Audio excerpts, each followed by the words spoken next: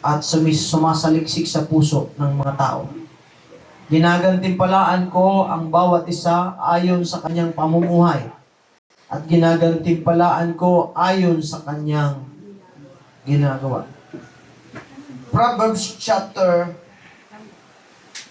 3 verse 5 to 6. Bago tayo maupo mga kapatid. Sabi ng Kawikaan chapter 3 verse 5. Sabi niya, trust in the Lord with all your heart and lean not unto your own understanding. In all ways acknowledge Him and He shall direct your path. Kaya ka magtiwala buong puso at lubusan at huwag kang manangan sa sariling karunungan. So, ang atin pong pag-usapan ngayon, which is needed by the church or the chosen people of God, is about trust in the Lord and is about the heart. Amen. Pag-usapan natin ngayon ang puso. Amen. Puso. Puso. No? Lahat ng may puso. Ikaw ba yun? Amen. Hallelujah. Tumitibok mo ba yan? Amen. Ha? Pastor, durog na ang puso ko. Manhid na, Pastor. Amen. Hallelujah. Pusong ba to? Pusong laman. So, nais kong usapin kayo sa isang usapin na mahalaga. Sabi dito, don't trust your feeling. Amen. Don't trust your feeling. So, ito yan ang magandang ano.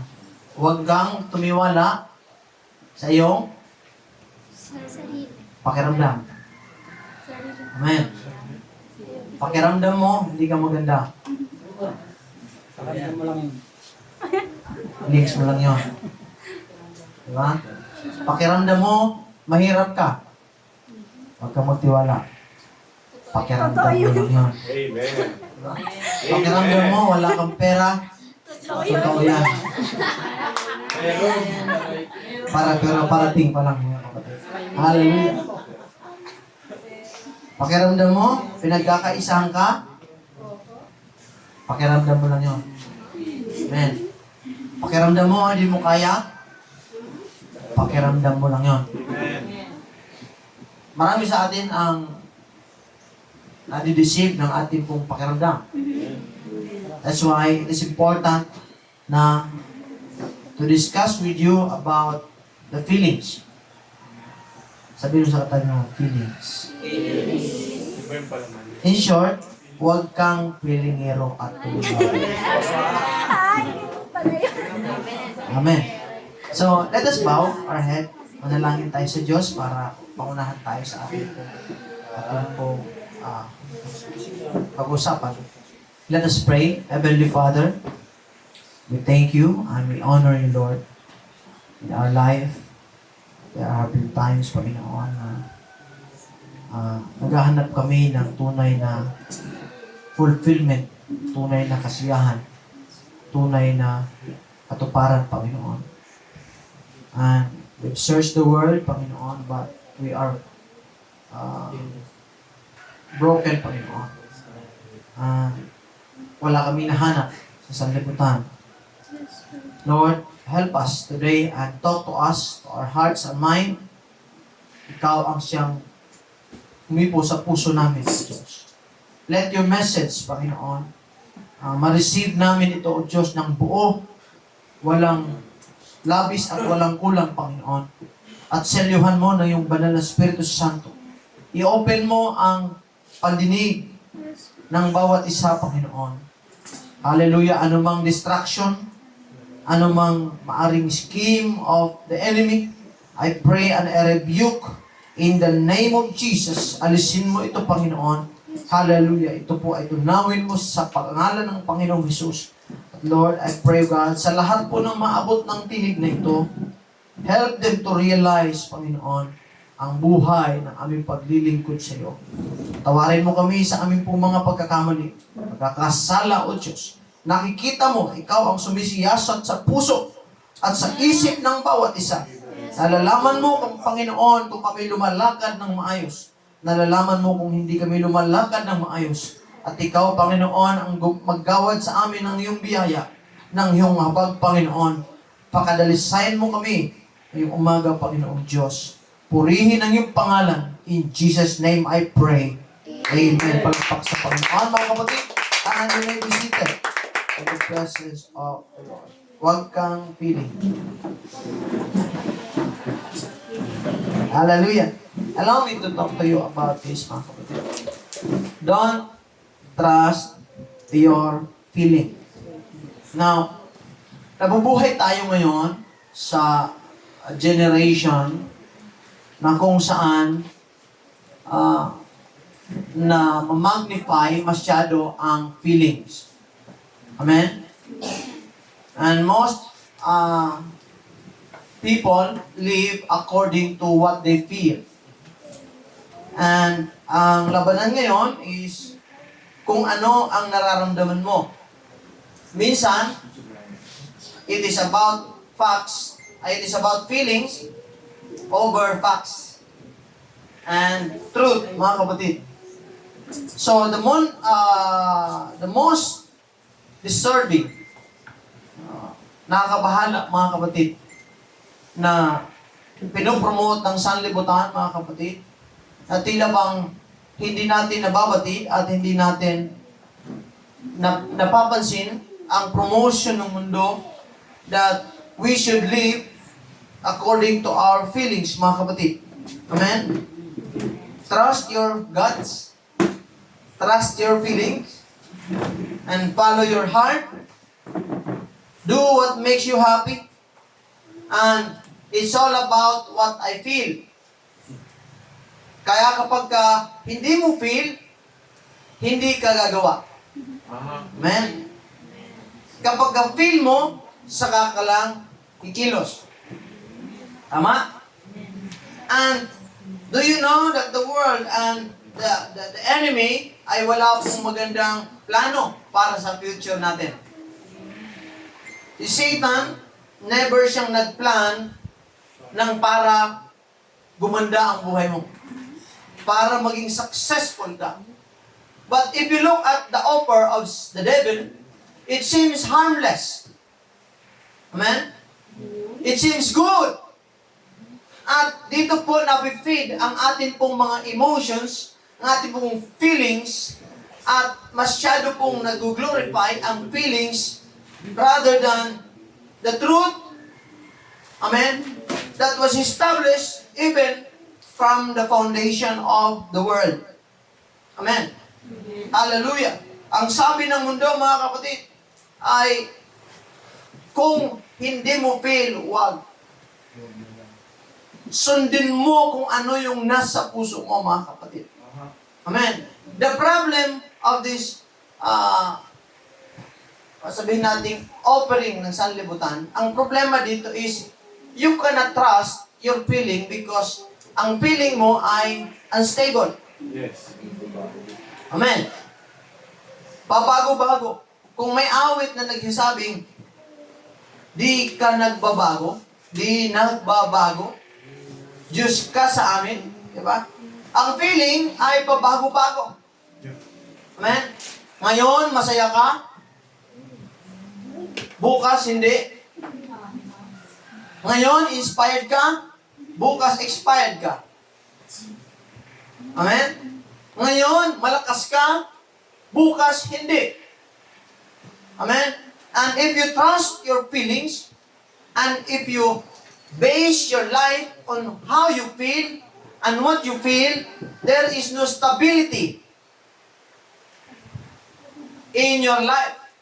And bawat sitwasyon na darating, and whatever circumstances na darating sa buhay mo, doon ka tatangayin. Why? Because yun ang feeling. Amen. At marami sa panahon ngayon, mga kapatid, ang namumuhay sa ganitong klaseng pamumuhay. They live in feelings, mga kapatid, more than the truth. Now, if the world is offering you the feelings, follow your heart, do what makes you happy, mga kapatid, ang Diyos ay may ibang offer, mga kapatid, which is best, better, mga kapatid, para sa ating mga anak ng Diyos, mga kapatid. Na sabi ng mundo, trust your feelings. Sabi ng Diyos, trust in the Lord. Amen. Nung sinabi ng mundo, do what makes you happy, sabi ng mundo, sabi ng ating pong Panginoon, do what is right. Do the will of the Lord. It is not our will, but the will of our Father, mga kapatid, that must be done in our life, mga kapatid. Kung sinasabi ng mundo, it's how I feel, sabi ng Panginoon, kung ano yung sinasabi ko. Amen. Hallelujah, hallelujah. That's why sabi ng Biblia, trust in the Lord with all your heart and lean not on your own understanding. Amen. Bakit hindi natin dapat pagkatiwalaan ang ating pong feelings? At dapat itong maipasailalim sa katotohanan, mga kapatid, ng salita ng Diyos. Dahil ang sabi ng Biblia, your heart is the most deceitful above all. Mandaraya. Diba?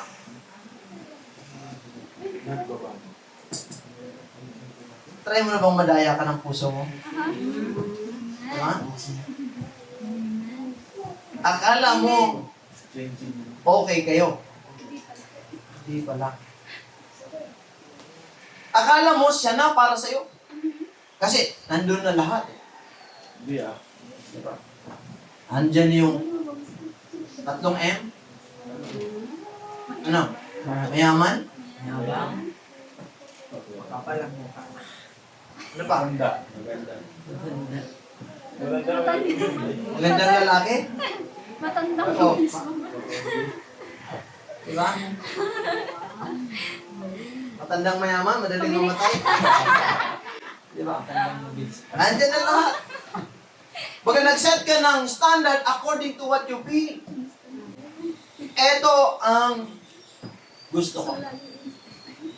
Pastor, sa lahi namin, walang matangos ang ilong. Kaya kailangan ng pangasawa ko, matangos. Matangos pero pabatak. Diba? Kailangan mo, nakakita ka ng matangos ilong. Ang ilong ay 3 pulgada. Talagang, ay Lord, ito na. Sana yun pala, hindi nakakaamoy. Walang pang-amoy, mga kapatid. At once na na-base mo ang iyong buhay sa iyong pakiramdam, mga kapatid, there is no growth in our life. Amen? Why? Kasi nga, wala ang nagtatagumpay sa pabago-bago Amen. na buhay. When it comes to our decision making, when it comes to our life, kung tayo'y pabago-bago ng iniisip, pabago-bago ng desisyon, wala tayong makaka-accomplish sa buhay na ito. Nakakita ka na ba ng taong nagsaing? Aha. Tapos yung apoy, patay, sindi, patay, sindi, patay, sindi. Tapos nag-expect ka na maluluto ng maayos. Ay, sindihan ko ngayon. Mamaya, ay, patayin ko na lang. Ay, sindihan ko na naman. Ay, patayin ko na lang. Tapos nagmamadali ka pa. Maraming ganyan. Nagmamadaling magtagumpay sa buhay, pero walang stability. Why? Because ang kanilang puso, mga kapatid, ang siyang nangunguna sa kanila. Sa halip na ang salita ng Diyos ang maging gabay, ang salita ng Diyos ang maging kanlungan ng kanilang buhay. Ang salita ng Diyos ang nagbibigay ng direksyon. They rely on what they feel and what is in their heart. Mga kapatid. Amen. Now, bakit hindi natin dapat i-full 100% ilagay ang ating pong puso, ang ating pong buhay sa ating pong feelings? Una, dahil ang damdamin ay madali pong malinlang. Diba? Sinabihan ka lang, ikaw ang pinaka-perfect sa paningin ko.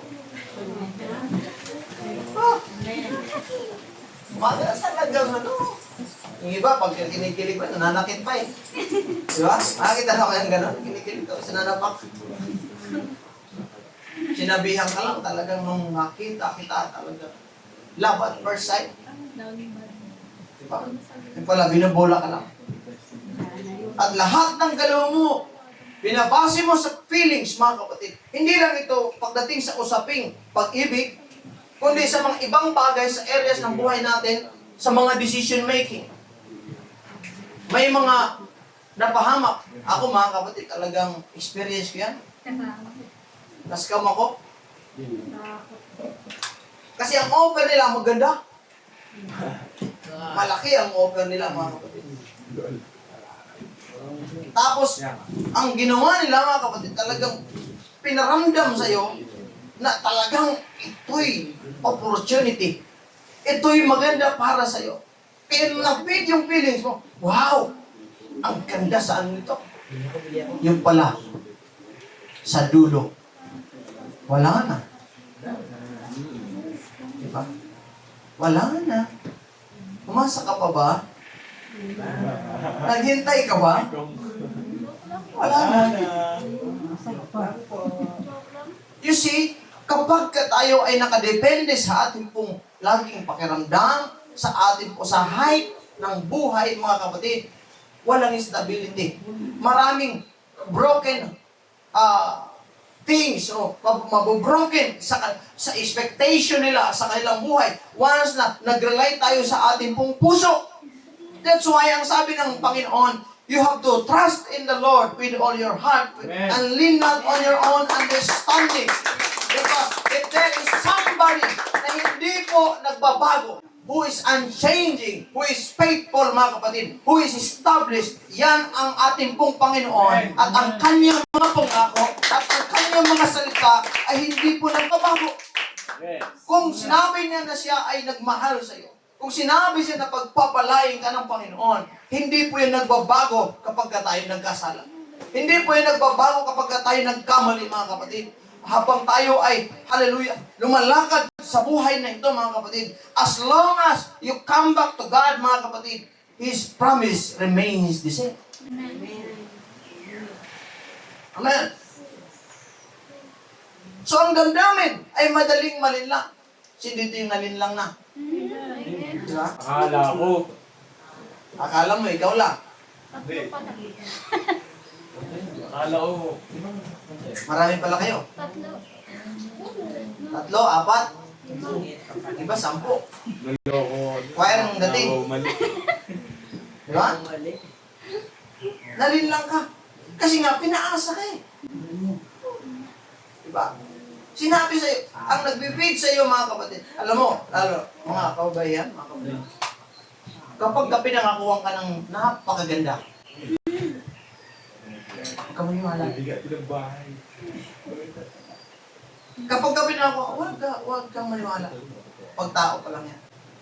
Alam mo, mas better na sa Diyos ka magtiwala. Amen. Alam mo, ang Diyos nangako, pa lang. Yes. Nangako ang Diyos na He will give you the desire of your heart kapag kayo nagpakaligaya sa Panginoon. Amen. Amen? The problem is when we operate our life with our feelings. Tayo ang driver ng ating pong mga buhay. Tayo po ang nagdesisyon base sa ating pong nararamdaman. At once na nagdesisyon ka base sa nararamdaman mo, you ignore everything else. Kasama ang salita ng Diyos. Now the Bible says, is the word is the lamp unto my feet and the light unto my path. And you have to trust in the Lord and He shall direct your path, mga kapatid. Amen. Now, if you base your decision making on how you feel and what you feel, mga kapatid, wala kang may hit na target. Wala kang pupuntahan. Wala kang paruruunan, mga kapatid. At sa feelings mo, walang kasiguraduhan. Walang pangako dyan sa feelings mo. Walang destinasyon ang feelings mo. Pero ang salita ng Diyos may pangako. Ang salita ng Diyos is established. Hindi nagbabago. The Bible says, Jesus is the same yesterday and today Amen. and forever. Mga kapatid. So, no matter your circumstances, nahirapan ka man, napagod ka man, masaya ka, malungkot ka, lumuha ka mga kapatid, hindi po nababago ang Diyos. At anuman ang circumstances na nararanasan mo sa buhay, no, hindi po nakakanselan nito ang pangako ng Diyos. Amen. Sa tao pag nangako, tapos naparamdam mo sa kanyang hindi siya importante, babawiin yung pangako eh. Diba? Alam mo, ha? Diba? Nangako sa'yo, tapos hindi mo tinupad, hindi mo ginusto, nangako sa'yo, hindi mo ginawa yung gusto niya. Wala, bawi na ang pangako. Ha? Wala na. Bilang kita ng cellphone. Magbili sa'yo ng cellphone. Ano yung pangako? Cellphone, magbili. Tapos, mayroon siyang gustong gawin. Hindi mo ginawa. Ay, hindi ka bibigyan. Nagbago. Amen. Pero ang Diyos, alam mo, hindi ganun. Ang Diyos, nung nagsabi, establish ang salita ng Diyos. Ikaw na lang eh, pilitas eh. Hindi si Lord, uy, hindi pwede. No, nandyan lang ang Panginoon. Kailangan lang dumaan ka sa proseso. Dumaan ka sa tamang daanan, mga kapatid. Sumunod ka lang, mga kapatid, sa gusto ng Diyos. Kumbaga, ang Diyos naglagay na, mga kapatid, ng mga hint, mga kapatid, naglagay na ang Panginoon ng direction para mapuntahan mo yung kanyang pangako sa iyo. Notice, kung sino nakakaalala, nung ang mga Israelita papunta ng Kanaan. Diba? Ang Kanaan po ay bago sila mag-journey, bago sila umalis sa Egypt, ay nandoon na ang Kanaan. Established na. Kumbaga, pinangako na ng Diyos na mamanahin nila yan. Ngayon, even if natagalan sila sa kanilang journey, why? Because ang kanilang puso, yung sinasabi, ay hindi nakaset sa sinasabi ng Diyos. Ang kanilang buhay ay nag-operate sa according to what they feel. Every moment, every minute of their life, every hour of their life, mga kapatid, lagi silang nakabase sa kanilang nararamdaman. Kapag ka nagugutom na sila, babalik sila sa kanilang buhay at iniisip nung una. Kapag ka nahihirapan sila, hihinto na sila sa kanilang pagsamba, paglilingkod sa Panginoon. Kapag ka napagod sila, sasabihin na naman nila, mabuti pa doon sa Ehipto. Pero yung pinag-pray nila noon pa, na Lord, iligtas mo kami dito. O Diyos, alisin mo kami sa kalbaryong ito. Alisin mo kami sa kahirapan na ito. Alisin mo kami sa mundong ito, Panginoon. Dininig ng Diyos ang kanilang panalangin na gusto nilang bumalik doon. Nangyayari ba sa panahon natin ngayon? Brother Joey? Di ba? Nangyayari ba sa ating kapanahonan? Amen. Maraming mga tao, mga kapatid, they are praying to God, Lord, kung aalisin mo lang ako sa kahirapan na to, maglilingkod ako sa iyo. Dininig ng Diyos ang kanilang panalangin. Nung binigyan sila ng Panginoon ng pagkakataon na umangat sa buhay, mga kapatid, ayun, nilimot na ang Diyos. Ayun, wala nang oras sa Panginoon. That's why, mga kapatid, hallelujah, sabi ng Panginoon, don't trust your feelings, mga kapatid. Don't trust your own self, mga kapatid. Trust in the Lord with all your heart and lean not on your own understanding. Notice that the word says with all. Somebody say all. All. Walang tira. Walang sinasabi doon 1/3, 1/4, 1/2, 3/4. No. All. Bakit? Kasi nga, gusto ng Diyos mangyari yung kanyang pangako sa iyo. If you are half-hearted, ano yung half-hearted? Ha? Kalahating puso sa Diyos. Kalahating puso sa mundo. Walang pangako dyan. Ang sabi ng Panginoon, trust in the Lord with all your heart. Amen. He will direct your path. whatever it is na pinangako ng Diyos, it will be given unto us if we trust Him with all our hearts. Kung kalahati lang ang puso natin sa Diyos, at kalahati ay sa mundo, wala pong pangako doon, mga kapatid. Amen. Ang ibig ko sabihin, dapat ang nagdidikta ng buhay mo ay hindi ang feelings. Sabihin mo, don't trust your feelings. Don't trust your feelings. Ano ang nagdidikta dapat sa buhay mo? This is my point. Ang nagdidikta dapat sa buhay mo ay ang salita ng Diyos. Amen. Hallelujah. Parang wala akong kausap. Ang katotohanan sa salita ng Panginoon ang magdidikta dapat sa atin pong buhay. Hindi ang feelings. Araw-araw kasi nagbabago ang feelings natin. Kita mo, kanina masaya kayo, biglang nagsabunutan. Diba? Kanina masaya kayo, biglang wala na, bad trip na. You see, kapag ang buhay, puro feelings. Diba? Ganun din sa, ito, sa pag-aasawa. Diba? Ako, wala pa akong pero sa mga mag-asawa, alam niyo yan. Diba? Kung yung commitment nyo nakabase sa feelings, hindi naman araw-araw kinikilig kayo sa isa't isa. Yung ibang anak, napabalas pa nga eh. Tama? Amen. Asar na asar ka pa nga dun sa isa eh. Amen. Ayaw mo pa makasama. Amen. Umalis ka na sa harapan ko. Yeah. Lalong alam mo may naginawa siyang mali.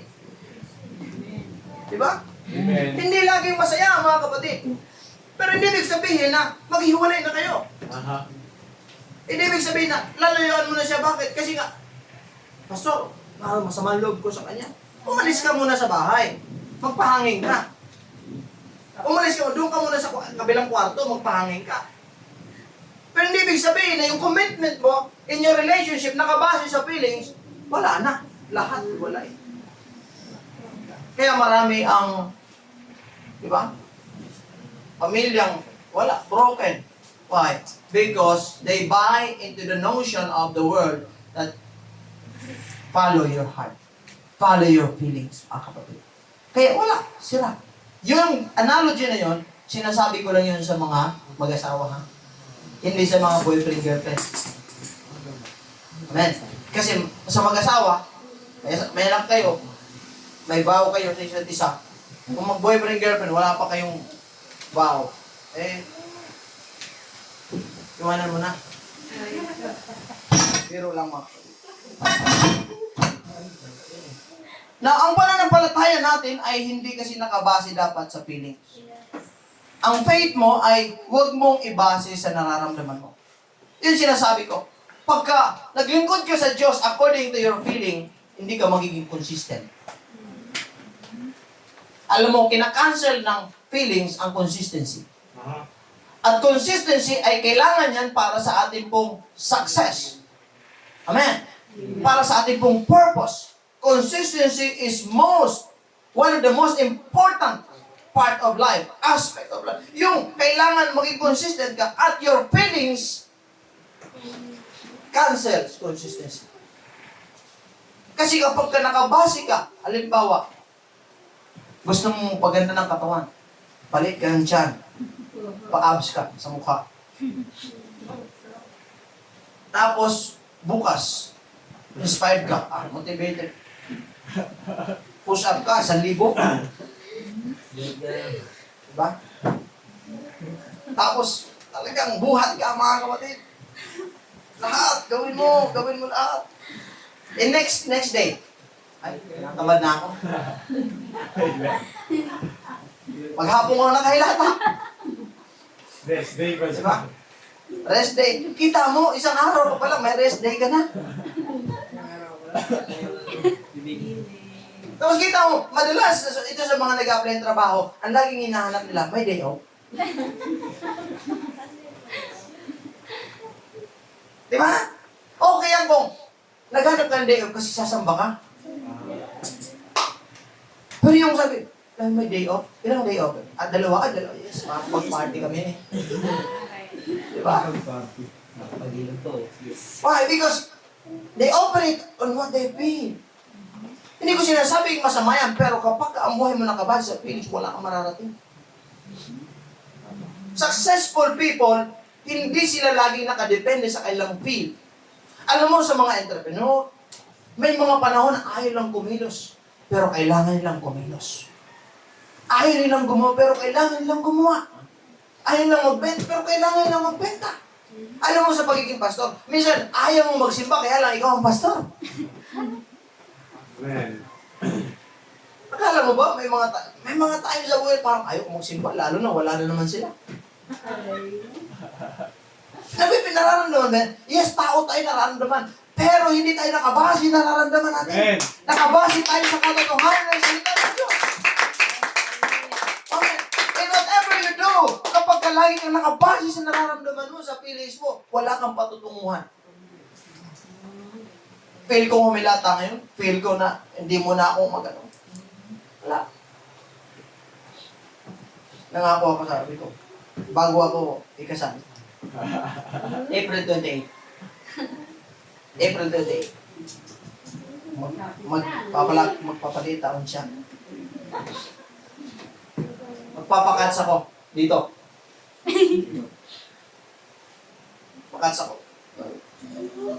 Kaya minsan talaga, hindi madali. Minsan lagi. Diba? Lalo na masarap ulam. Iwan ang ulam. Kaya salamat ka lang kapag ano. Sabi ko sa dapat hindi ka marunong magluto. Bakit? Kasi pagka magaling ka magluto, lalaking tiyak ko. Pero hindi talaga yun, mga kapatid. Kasi nga, it's about discipline. Amen. Amen. Amen. It's about discipline. In whatever you do, kailangan nandoon yung discipline. Then, kung gusto nating mag-take into another level of achievement, you have to take into another level of your discipline. Amen. Without discipline, there is no achievement. Ang question, gusto bang magkaroon ng achievement sa buhay? Don't live by your feelings. Live by discipline. Kaya ang tawag sa atin sa ng Panginoon, hindi pilingero at pilingira. Ang tawag ng mga sumusunod sa Diyos ay disciple. Why? Disciple people are disciplined people. Amen. Ulitin ko. Disciples are disciplined people. Amen. Ano ibig sabihin? Disciples. Disciplined people. Amen. Design, nandun yung discipline. Andun yung Paul, nandun yung people. Ibig sabihin ng disciple, pinagsama yung disciplined people. So, taba ng utak ah. Box ba yun, sir? Wala pa ako narinig sa iba niya. Ewan ko kay Lord. Kay Lord ko lang narinig yan. Disciplined people. That's why wala pong disciple na hindi disiplinado. At sa church, ang goal is not to become a member of the church. No. To become disciple of Jesus Christ, mga kapatid. Ang goal dyan. Bakit? Kasi bakit? Anong pagkakaiba ng disciple sa member? Bigyan kayo ng konting explanation. Hindi lahat ng member, disciple. Pero lahat ng disciple, member. Hindi lahat ng member sa church gumagawa, disiplinado. Pero lahat ng disciple, disiplinado at gumagawa. So ang goal, pupunta ka sa church, hindi lang para maging member ng church, kundi maging disciple ni Jesus Christ. Walang relihiyon, mga kapatid, na sinasabi sa Biblia na itong set of, ito yung relihiyon, dito ka, para makuha mo yung katotohanan. Or para maligtas ka, walang ganon. Ang sabi ng Panginoong Jesucristo, follow me. I will make you a fisher of man, mga kapatid. So it's not about religion. It's not about denomination. It's about our relationship with God and how we live our life according to the truth of the Bible. Amen. So that's why, yun ang sabi ng Panginoon. You have to trust in the Lord. Don't trust your feelings. Amen. Kapag kapiling mo lagi yung nangunguna, wala na. Amen. Finish na. Sa mga nagagalit, madaling magalit. Diba? Kapag yung feeling mo laging nangunguna, wala. Walang patutunguhan yan. Galit ka lagi. Diba? Konting gagalit, mga kapatid. Lahat tayo. You have to balance, mga kapatid. Hindi dapat kung ano ang nararamdaman ko. Dapat ang buhay mo, hindi yung napipil ko, no. Kundi, ano ang sinasabi ng salita ng Diyos. Ang final say ay hindi kung ano yung nararamdaman mo. Kung ano ang sinasabi ng mundo, no. Ang final say dapat sa buhay natin, ano ba ang sinasabi ng salita ng Diyos? Ano ba ang sinasabi ng Panginoon sa akin? Even if I don't feel like praying, anong sinasabi ng Panginoon? Pray without ceasing. Even if I don't like to go to church, sabi ng, huwag mong kaligtaan ng pagtitipon. Even if I don't feel like na mag-worship ako sa Panginoon, sabi ng Biblia, worship the Lord in the beauty of holiness. So, it's the truth over your feelings. Amen. Ang pagsunod sa Panginoon ay dapat ibinabayo sa feeling. Pastor, dapat ba wala ko? Dapat. Ang feelings mo dapat nakasunod lang sa katotohanan. Hindi ang feeling ang nangunguna. Ano yung tawag doon sa mga feeling na nangunguna? Pilingero at pilingera. Amen? Nangunguna ka dahil sa feelings mo. Diba? At kalaunan, pagdating sa unahan, wala. May trial, may pagsubok, wala. Bagsak ka. Why? Because sabi ng feeling mo, ay, wala na. Hindi ko lang kaya to. Ay, wala na. Walang hype dito. Walang enjoyment dito. Bumalik na tayo. Pero ang discipline, ang consistency, ang katotohanan, even if walang hype, even if hindi marami, even if may mga problema, may mga challenge, sabi ng katotohanan, continue. Amen. Tuloy ka lang, mga kapatid. Dahil ang pangako ng Diyos ay nasa unahan, mga kapatid. Hallelujah, hallelujah. Sabi ng isang kapatid kanina, gwapo din. Ito. Amen. Ilang beses niya akong binubulay. Hindi ka dapat sa feeling, mga kapatid. Kundi dapat sa katotohanan. Amen. Hallelujah. Now, in conclusion to this words, you have to guard your heart. Yes. Dahil ang daming offer ngayon sa mundo. Amen? Madaming troll. Sila ng talagang kumukuha sila ng emosyon talaga ng tao. At when emotion is high, intelligence is low. Kapag emotional ka, madali ka mag-desisyon. Yung logic, wala. Diba? Kita mo, marami ngayon ang nag-operate by their emotion. Kaya pagdating sa logic, bagsak sila. Emotional ka, galit ka. Nagdesisyon ka na manakit. Magdesisyon ka agad na lumayo, maghiwalay. Tapos kinabukasan, natauhan ka. Matata ako ng desisyon. Diba? Bakit ko ba ginawa? Bakit ko ba sinabi yun? Diba? Masaya ka ngayon. Sobrang saya mo kung ano yung pinagagawa mo. Tapos nung natauhan ka, hindi ka na masaya. Bakit ko ba ginawa yun?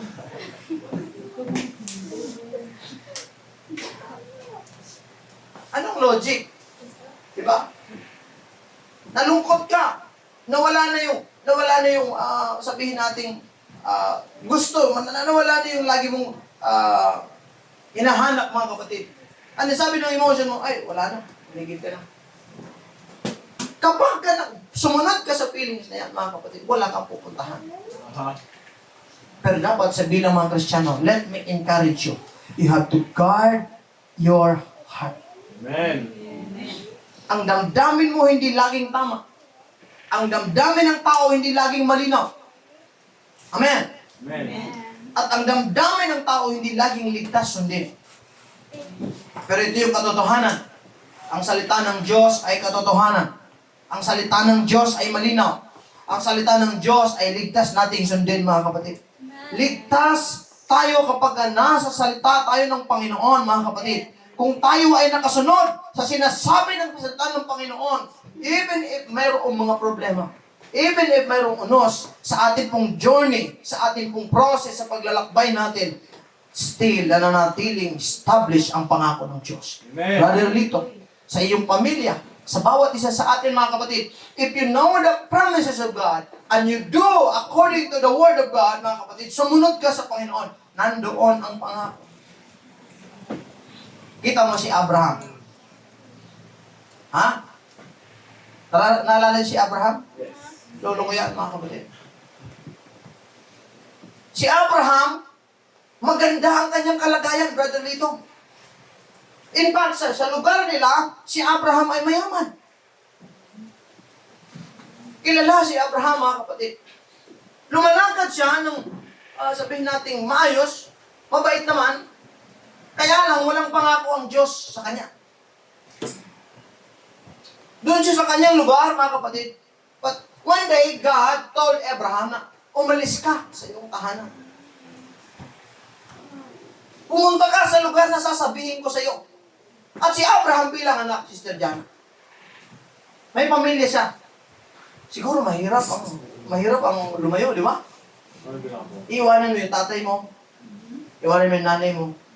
Iwanan mo yung kapatid mo. Yung mga may crush sa'yo, iwanan mo. Lahat iwan. Maano yun? Mahirap sa pakiramdam. Yung kachat mo, hindi mo na i-chat. Laog yun. Yung may gusto sa'yo, tatalikuran mo na. Amen. Yung gusto mo, hindi mo nagugustuhin. Mahirap yun. Kung may pera ka pa, iiwanan mo din yan. Yung sa atin pa naman, ang hirap na rin. May one na lahat, huwag lang yung pera. Amen. Tama ba? Come on. Pangalawa sa ayaw, may one, ano? May one ang lahat, huwag lang cellphone.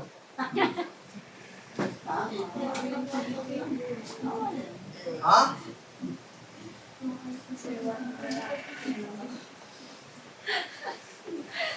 Okay, kasi nga doon tayo kumukuha ng saya, mga kapatid.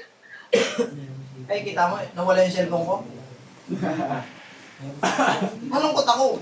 Una. Pero sumaya din ako. Sabi kasi ni Lord, ito. Maaaring meron kang hindi nagagawa dahil sa cellphone. Alam mo, ganyan, mga kabataan. Majority, ang cellphone, ang siyang magnanakaw ng inyong future.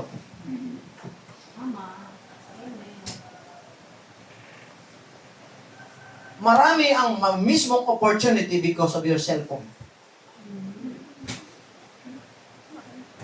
Kapag bilanggo ka sa bagay na yan, mamimiss mo ang destiny mo. At marami ang mapapahamak. Marami ang hindi makakapasok sa kaharian ng Diyos. Hindi dahil per se sa cellphone, but because marami ang bilanggo sa kanilang cellphone. It's what we call distraction. Yan ang greatest weapon ng mundo.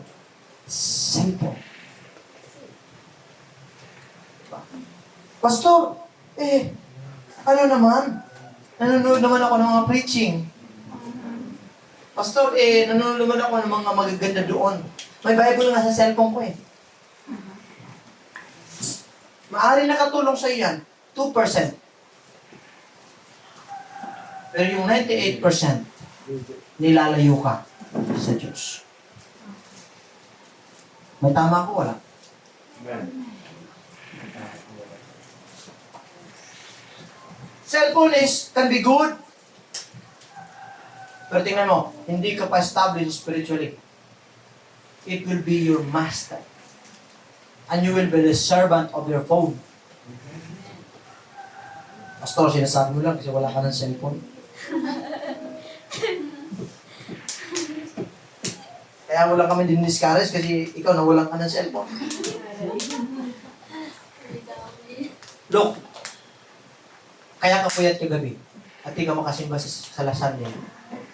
Ano dahilan? Born. Pastor, trabaho ko good. Pero 90%, 95%, 98% of the time, because of your phone. Kaya hindi mo ma-accomplish yung mga gagawin mo sa bawat araw. Yung schedule mo ay because of your phone. Grabe yung power ng ng technology. Nag-inventory ako. Dahil meron tayong tubig dyan. May kape tayo dyan. Organic. Mura. At on health. Mura naman. Para sa pan ng church. Yan. Inventory ako. Nakarinig na naman ako ng sa Facebook. Sa ko, 30 minutes na ang nakalipas, hindi pa ako nakapag-inventory.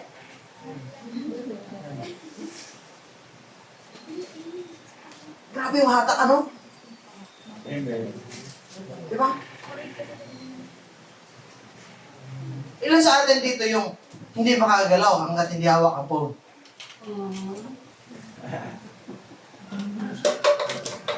Most of the time yung phone, nasa kamay natin, mga kapatid. Kaya nga sabi ko sa inyo, may one na lahat, wag lang ang cellphone. Of course, it can be good, but in reality, it imprisons us. At yan naging cause ng distraction. At kailangan natin, hindi tayo mamuhay ayon sa nararamdaman natin. Amen. But we have to stick to the Word of God. We have to stick to the truth of the Bible, mga kapatid, na kailangan ang kasiyahan natin ay ang salita ng ating pong Panginoon. Amen. Amen. Yes. So ito, kapag ka pinag-usapan ang Diyos, ang katotohanan, or your phone, or your feelings, put down your phone. Yes. Put it down. Diba? Maliit na bagay talagang mahalipin sa atin. Pastor, ikaw iba. Lahat tayo. Kapag hindi natin napantayahan ang ating pong mga sarili, yan ang magbibilang mo sa iyo. Yan ang magiging instrument para hindi mo ma-reach yung pangako ng Panginoon. Nangihina ka. Hindi dahil talagang kundi distracted tayo. At a number one cause of distraction is cellphone. So that's why, kapag namumuhay ka, ayon sa feelings mo, ito bang namumuhay na walang goal sa buhay? That's why, ang tinuturo natin lalo sa primary, bumalik kayo sa primary. Dumalo kayo sa primary. Namumuhay sa feelings. Pag nabuhay ka na sa feelings, mga kapatid, you're distracted ka na. Every day, gusto mong maramdaman, ano yung gagawin ko today?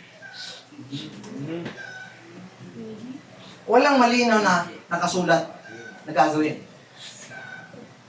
Today, meron akong 4 na gagawin. Bukas, meron akong 4 na gagawin. At gagawin ko yan in 1 month. Ito dapat. Anong goal ko this month? Ito yan. Walang ginagawa. Alam mo, marami sa mga, lalo sa kabataan, let me speak to you. Mga kabataan, bukas, sasabihin, ano kayo pwede gawin? Kaya kahit ano na lang ang offer, anong dumating, papatusin mo. Pupuntahan mo. Diba? Ay, bes, meron ng ano dito. O, tara! After naman nun, ay, bes, meron ng, tara! Bakit? Kasi walang clear. Walang malinaw. Para bang naglalakad ka na wala kang pupuntahan. Lahat na magsasabi sa'yo, ito, doon ka pupunta. Pag ganun-ganon, pag ganun-ganon. And at the end of the day, anong nangyari? Napagod ka lang. Na-busy ka lang. Pero walang progress. Hello? Huwag niyo ipagkamali na ang progress sa business. You can be busy, but there is no progress. Pagod ka, pero walang progress. Diba? Ang mahirap niyan, maraming pagod, kahit walang ginagawa. Pagod ka. Hallelujah! Kaya kailangan mo ng salita ng Diyos, mga kapatid.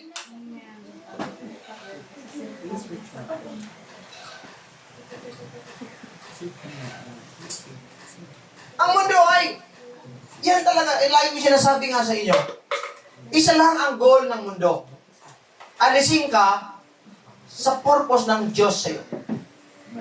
Because even before na pinanganak ka, alam na ng Diyos ang kanyang plano sa'yo.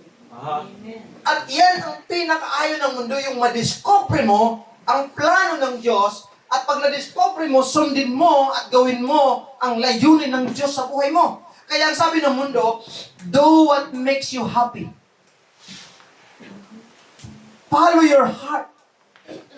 Why? Because the heart is the most deceitful above all. Yan ang mundo. Nasabi ko na sa'yo, nakaraan. Sabi ko, is, ito yan. Sabi ng mundo, gawin mo kung ano yung gusto mong gawin habang bata ka pa. Makinig kayo. Habang bata ka pa, gawin mo na ang gusto mo. Para pagka lumaki ka na, tumanda ka na, pag-asawa ka na, hindi mo na magagawa yan eh. Yung mga gusto mo. Kita mo? It seems harmless. Okay ah. Kaya sabi ng mga kabataan, oo nga no. Gawin ko nga. Talagang enjoy ko muna. Kaya kapag binigyan ka ng trabaho, hindi mo ma-enjoy. Kasi ang paniwala mo, hindi ko ma-enjoy yung kabataan ko. Why? Because you live according to your feelings. But the Bible says, remember your God in the days of your youth. Amen. Ipaglingkod mo ang buhay mo sa iyong kabataan. Remember the purpose of God habang ikaw ay malakas ka pa. Maraming gusto na magsimba sa Panginoon yung hindi na makalakad. Kung saan palyado na, kung saan mahina na ang katawan, saka pala magsabing gusto ko magsimba. Pero nung sila ay malakas pa, nung sila ay talagang kaya pang bumuhat ng 2 kalabaw, walang oras sa Diyos. Nung sila ay walang sakit, walang oras sa Panginoon. Nung nagkasakit na, nung wala na, 50-50 na, nung nasa trouble na, Lord, pagalingin mo ako, Lord. Maglingkod ako sa iyo, Panginoon. Ipag-pray mo ako, Pastor. Pero nung malakas pa. Why? Because that's the world. Yan ang gusto ng mundo. Pero mga kabataan, gusto ko sabihin sa inyo, habang ikaw ay bata pa, gawin mo kung ano ang kalooban ng Diyos. Para pag itanda natin, para pagka nasa kaedad, tamang edad ka na, mga kapatid, magawa mo na yung gusto mong gawin. Amen. Tama. Ano ibig sabihin? May mga 70, 60 years old ngayon nagtatrabaho pa rin. Gusto mo guminhawa. Why? Sa kabataan nila, sinabing gawin mo yung gusto mo. Kaya, anong pagtanda nila, anong gagawin na nila? Yung kailangan nilang gawin para mabuhay. Pero ang gusto ko sabihin sa inyo, habang bata ka pa, malakas pa katawan mo, sumunod ka na sa Diyos. Discover your purpose. Live according to the Word of God and the plan of God. He says, I know the plans I have for you, declares the Lord. A plan for you to have good success, to prosper you, not to harm you. Yan ang plano ng Diyos. Before you was born, He knows you. Alam niya ang plano sa iyo. That's why, kapag sumama ka sa Panginoon, sumunod ka sa Diyos according to His Word and not your feelings, mga kapatid, at the latter day of our life, ma-enjoy mo ang pangako ng Diyos. Amen. Hallelujah. Yung iba, kaya gusto nilang mag-grocery, gusto nilang mamasyal sa magandang pasyalan. Hindi naman kapasyal. Bakit? Una, masakit na ang katawan. Tapos pangalawa, wala nang budget. Kailangan magtrabaho. Bakit? Kasi nung kabataan, enjoy. Do whatever you want. Pero yan, mga kabataan pa kayo, matuto na tayo sa last generation, mga kapatid. Mga kabataan kayo, gawin ninyo ang anumang bagay na kalooban ng Diyos para sa ating pong pagkaedad. magawa natin yung gusto. Sino dito yung nangangarap na dahil nagsikap ka nung bata ka pa, dahil hindi ka nagliwaliw, dahil hindi mo sinunod yung feelings mo, yung hype na gusto mo, yung kasiyahan ng mundo, hindi mo sinunod, kundi sumunod ka sa Diyos. Sikap ka, you go through the process, at nagtagumpay ka. Pagtanda mo, sasabihin mo na lang, parang gusto ko mag-Japan ngayon. Ayaw. O, bili ka na ng ticket. Parang nagpabili ka ng suka eh. Kasi mo yung visa natin. Di ba? Pwede mo, kuha ka ng ticket. Bakit? Bukas punta tayo Japan. Pagdating mo ng Japan, Gusto naman parang maganda ngayon sa Switzerland ah. duel. Maganda nga punta tayo sa Switzerland. Bakit? Kasi, nung bata ka pa, when you were young, malakas pa katawan mo, kaya mo magtrabaho, kaya mo overtime, kaya mo nagawa mo na dapat ang gawin pa. Pero ang mundo, babalikan, bakit? Ayaw kasi ng mundo, madiscover mo ang plano ng Diyos. Kasi once na-discover mo ang plano ng Diyos, sabi niya, you will have good success. Amen. You will have good success. Ayaw ng mundo yan, Sister Jana. Kaya sabihin ng mundo sa'yo, oh, yan na, bata ka pa. Gawin mo kung ano yung magpapasaya sa'yo. Kasi kapag ginawa ang pag-feelings natin, Janice, ano yung magpapasaya? Ginawa mo yung magpapasaya sa'yo. Wala ngayon. May consequence. Boom. At latter day, ang buhay natin, dapat, ginawa ko yung dapat. Dapat hindi ako nagpadala sa iyo. Ngayon, may panahon pa tayo. Mga young people, marami kayo. Gawin nyo na kung ano yung makapuluhan. Choose the best. Choose the wise things, mga kapatid. Amen. Huwag kang magpadala sa feelings mo, mga kapatid. Hallelujah, hallelujah. Kaya kung may decision ka ngayon, ang question is, hindi kung ano yung sinasabi ng pakiramdam mo. Kung may decision ka ngayon sa buhay mo, ang isaalang-alang mo at lagi mong hahanapin, ano ang sinasabi ng salita ng Diyos sa atin, mga kapatid. Hallelujah, hallelujah. That's why serving God, mga kapatid, hallelujah, is our choice, mga kapatid. And our choice must be dictated by the Word of God, mga kapatid. Amen. Ang buhay natin ay hindi dapat nakabase sa ating nararamdaman, sa ating pong feelings, but by the Word of God. And the truth is the Word of God, mga kapatid. Our faith must be based on the Word of God. Kikilos ka sa buhay ngayon. Bukas, makalawa, next week, mga kapatid, next month, and the end of this year, what will be the end of your life? If you base your life on what you feel, walang patutunguhan. Pero let me remind you this, ang salita ng Diyos, noon, ngayon, magpakailanman, establish na ang salita ng Diyos. Amen. You will have good success because that is the plan of God. Hindi dahil magaling ka, hindi dahil matalino ka, hindi dahil may natapos ka, hindi dahil talented ka, hindi dahil magandang lalaki ka, hindi dahil malakas ka, kundi dahil ang plano ng Diyos was established before the foundation of the world. Bago ka likhain ng Diyos, established ng kanyang salita. That's why ang buhay mo, ang decision mo, ang will mo, ang ways mo ay dapat nakabase doon sa established na salita ng ating pong Panginoon. Amen. Palakpakan natin ang Diyos. Hallelujah. Hallelujah. Mga kapatid ko, sino ang namamayani? Ano ang namamayani sa iyo ngayon? Is it your feelings? Or is it the Word of God? Sabi ng feelings mo, give up ka na. Sabi ng feelings mo, wala nang saya dyan. Sabi ng feelings mo, paulit-ulit na lang. Sabi ng feelings mo, eto, ang dami sinabi ng feelings mo.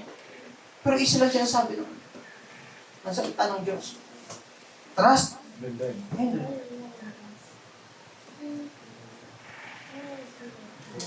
His plan is already established.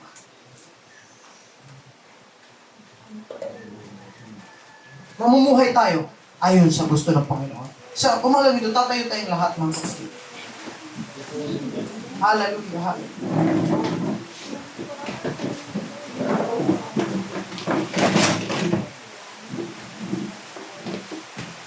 Let's stand before the Lord. Prepare mo ang phone.